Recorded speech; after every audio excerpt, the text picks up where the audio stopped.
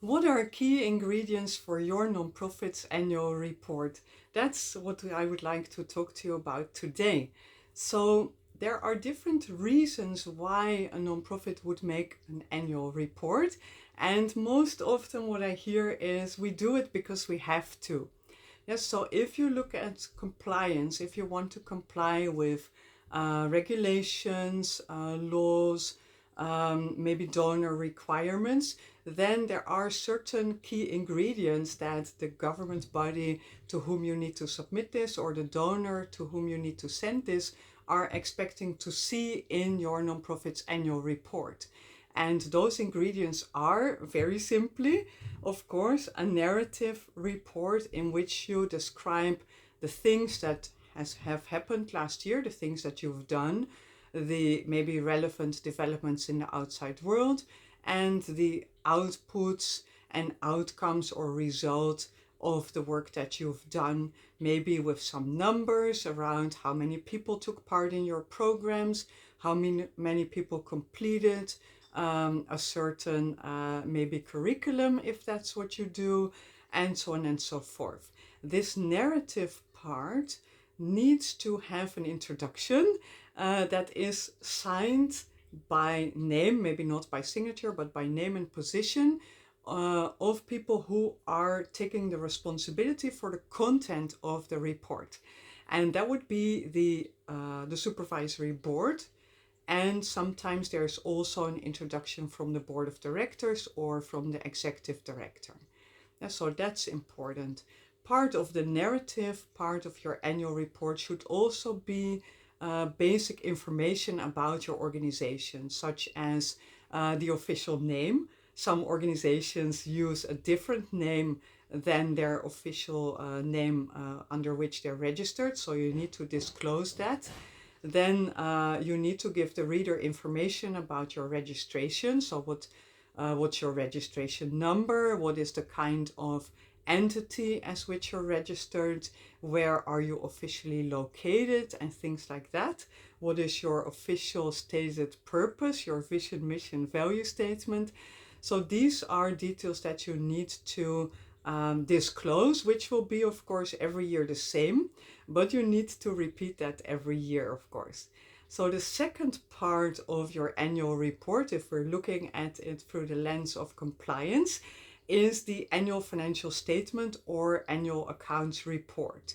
In that report, the reader will expect to see and will be very surprised if they don't see the following items: a balance sheet, a statement of income and expenditure. That's in commercial scenes, it's called the profit and loss statement. That's maybe a term that you're more familiar with, but in the nonprofit world, we refer to this as the statement of income and expenditure because, of course, as a non-profit, we're not expected to have a profit and loss statement. Then there will be a cash flow statement that is not required everywhere or for every nonprofit, but it's good practice to include it even if it's not required. Then we'll have the accounting principles. This is a piece of text that explains basically the basis of your numbers in your annual accounts report, in your annual financial statement. So this explains how you have been doing currency conversions, how your administration is set up, what kind of principles you apply when you are showing the value of debts that people owe to you, money that people owe to you, and so on and so forth.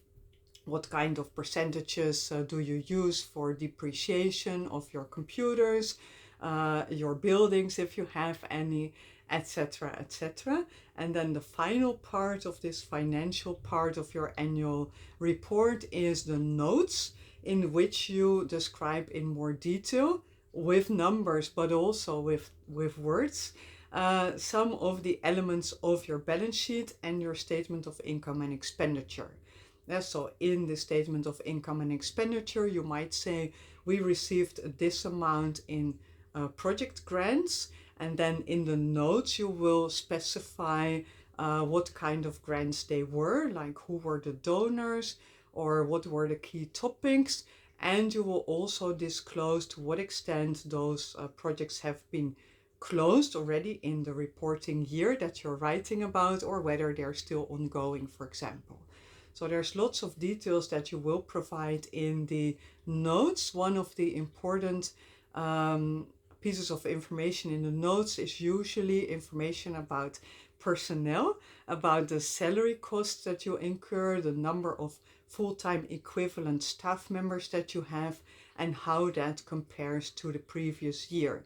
And because in a narrative report you speak mainly about the year you are reporting on, but in the financial elements of your annual report you always have a comparison between the numbers for the year that you're reporting on and the prior year, so that the reader can see how things are developing. Maybe you had a deficit last year and this year you are at zero or with a small surplus. Then they can see, okay, a small surplus was needed after a deficit, right?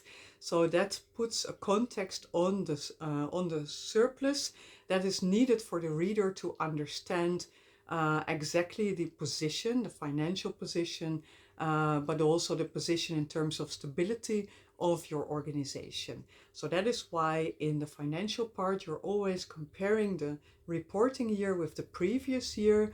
And in the statement of income and expenditure, you're even comparing the actuals of the reporting year with the budget for the reporting year and the actuals of the past year. So the reader can see what happened last year. They can see what you planned in terms of budget for this year, the reporting year, and they can see how that worked out. Yeah, so they get different data points that they can compare if they want to, and I'm a person who would do that and who would love doing that, to see really how stable is your organization. They can understand the quality of your project management and your finance management by looking at these things in context, of course, also with the narrative part, where you maybe explain about certain things that happened that made it hard for you to do things in the way you had planned and why you needed to divert or to redirect certain resources, right? So that's important for your annual report, just for compliance. But you would expect a but, of course, but there are nonprofits who are not having any legal obligation to create an annual report, and still they are creating an annual report because for them it's important to be very transparent towards their donors, their maybe private individual donors and their grant making donors, maybe sponsors, and maybe future donors as well, right? So if you are creating your annual report without any legal obligation or donor requirement, then you would of course still include all those things that I just spoke about. And if you're interested in transparency, then you would add a little bit more detail about what happened, and especially about the lessons that you've learned, about the challenges that you faced, and hopefully the ways how you were able to address those challenges and how you were able to overcome any problems that you have encountered during the implementation, right? That's what transparency is, not just showing the numbers and speaking about the facts, but also about, we were planning to do 10 trainings, but unfortunately we weren't able to do half of the trainings because of this and this reason. And that could be a reason that you could have known before. So then you could say that we somehow during the planning phase, we hadn't taken that into consideration. And now we know better for the next time. So that is true transparency, right? Really showing what went well and also what didn't go so well and why it didn't go well and what you're taking from that to make sure that in the next year, the same situation will not derail your activities or plans, or maybe your plans will look differently because of this experience. So that is in case you are interested in adding a transparency layer to the report, important to add to your annual report. So by now you might be wondering, who am I? I'm Suzanne Bakker. I'm a nonprofit operations strategist and I love annual reports. I think you can tell that. I hope you can feel that through the screen. I really love annual reports because they are a combination of practical things to do and to present, to create. Also strategic things to think about and to see how best to present the practical things that you need to create. And that's what I love, this combination of practical stuff and strategy. That's my jam. In this channel, I will be speaking about all sorts of things at the back end of your organization, like finance, HR, contracting, fundraising, management, and so on and so forth. So if you're interested in that, make sure you subscribe to my channel so that you get a notification whenever I have a new video for you.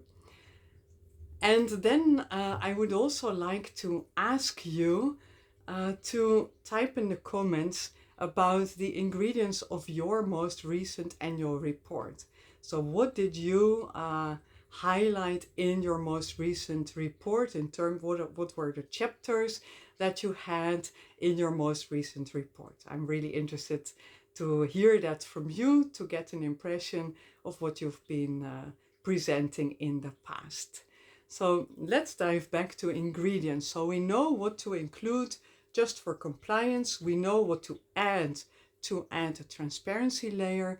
And let's now look at marketing, because in a previous video I spoke about how your annual report is your biggest, strongest, most powerful marketing tool that you have as a nonprofit. And if you need to make it for compliance reasons, then it is not much extra work to make it work for marketing purposes as well. So what would you need to add to make sure that your report also serves a good marketing purpose in addition to the key ingredients for compliance and for transparency? Then basically what you would add are successes. Yeah, because for transparency we were talking about challenges and how we overcame them. That could also be sort of a success because it shows that you're clever, that you're able to think, to pivot and to act flexibly to changes in circumstances. But hopefully you also have some nice success stories that you can talk about and present in your report. And of course, one of the key things that you want to do if you're going to use your annual report for marketing purposes is to make sure that it looks nice, right? We don't want a boring thing with hundreds of pages with text only, and numbers, of course, in the financial statement part. We want the reader to see a nice report that has not too much text. So 100 pages is really too much. Don't go there. Make sure it's not too big, your report. Make sure it looks nice. So make sure that you don't use a font 8 for your text, but an easily readable font. Make sure that you use pictures or cartoons or drawings or graphs wherever you can and where it makes sense, of course.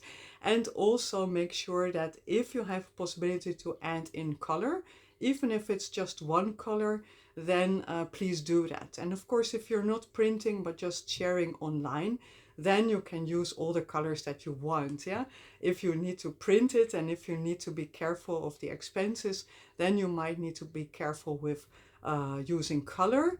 But if you're online, then you could have a full color report that will look very yummy to the reader, and that will be the first step in your marketing, of course, that your reader sees something that they think, oh, that looks nice and interesting, and I want to read it, I want to open this, and I want to dive in.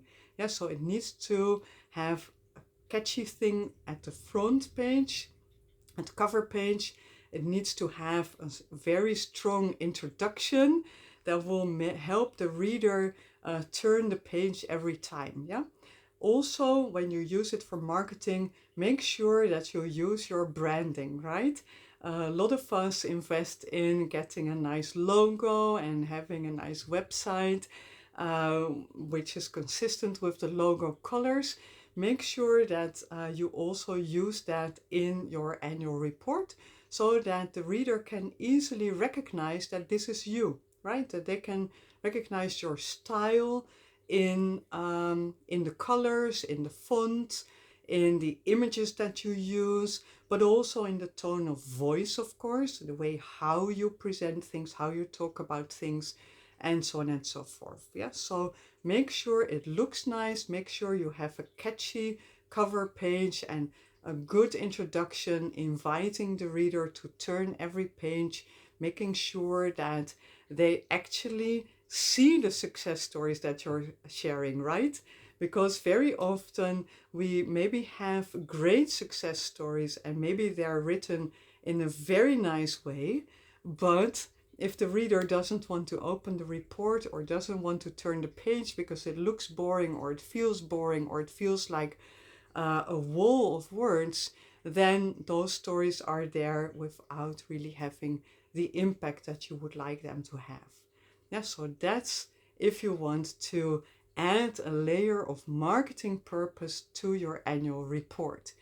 And then, of course, our biggest dream is to not only have a reader who's turning all the pages and who's really getting into it, we want to mobilize the reader, right? We want to draw the reader in such a way that they're not only intrigued and interested and ready to read whatever we write, but we want to touch them and to make sure, if we can, that they actually start taking action.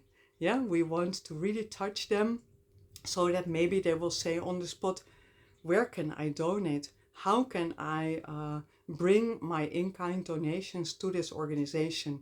How can I become a volunteer here?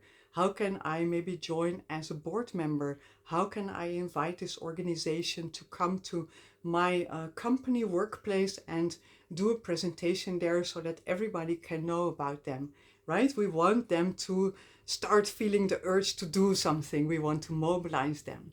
If you want to mobilize your reader, then it's very important that your stories are not just describing successes, but that you share stories of impact on the lives of the people that are part of your programs. So the people that you're serving with your programs should tell about the impact on their lives of being part of that program, right? So we're not going to ask the girl who went to school with your help, how was it at school? But we're asking her, like, what does it mean for you? And maybe the girl will say, it means to me that I will have a diploma next year. And after that diploma, I can become a businesswoman. And after that, I will be able to help my family because I will no longer be poor, but I will be maybe not rich exactly, but I will have money to take care of things, to get the things that I need, to give my kids an education, maybe to support this nonprofit in helping other girls like me. Yeah, so you want to get the story about the impact, the meaning that your work has had or is having on somebody who's part of your activities. And that's where you can touch the heart of the reader, not only the mind, but also the heart of the reader, who can then say, yes, I want to help more girls like her. I want to help more families like that family. I want to be part of this. Yeah, so the other part that you will then need to add to your annual report is also easy ways for people to take action, right? So you need to include a QR code that they can scan to go to your website and to go to your donation page. Or you need to add the donation link, or you need to insert instructions about how people can donate things in kind, where they can bring them, what it is that you need. etc., etc. Yeah, so you need to be very clear. If a person wants to take action and is touched in such a way that they really feel a need in that moment to take action, then they need to know where to go, what to do, what it is you need, and how they can reach you. Yeah, that's what you need to add for a mobilization of your readers. So if you're now thinking, my head is exploding, I'm not sure if I have all those ingredients in my most recent report or whether they are strong enough, then please check the links below. I have the possibility to do a paid review of your annual report so that I can tell you exactly what I see, what speaks to me, what I think is strong and what I think is missing, and how you could make it stronger or add things that are missing. And I will also maybe tell you about some of the things that I think don't really need to be in the report, but could be used for other communication activities. If you think, yeah, I'm not really able to share any report because what I have, I'm really not so happy about it, I think it doesn't tick many of those boxes, then please also join the link below to get more information about my course, Annual Reporting for Nonprofits. I have a course, Annual Reporting for Nonprofits, where I help you really go from zero to having a report and a dissemination plan to make sure that everybody who needs to be mobilized or who needs to get the report for compliance purposes receives the best possible report from your organization for this moment. So if you're interested in that, please check below. And I would also like to invite you to come with me to talk about impact reporting, because we've been speaking about compliance, about transparency, about marketing, and about mobilization. And there is a trend of impact reporting that is growing in the nonprofit world, and some organizations even decide to produce only an impact report instead of an annual report, taking out some of the things that they think are boring, which I would say isn't very clever, but that's my opinion. And if you want to know more about this trend and my opinion or my tips around that, then please join me in the next video where we'll talk about impact reporting. Is that a hype or is it a best practice that could be useful for you too? Looking forward to seeing you there.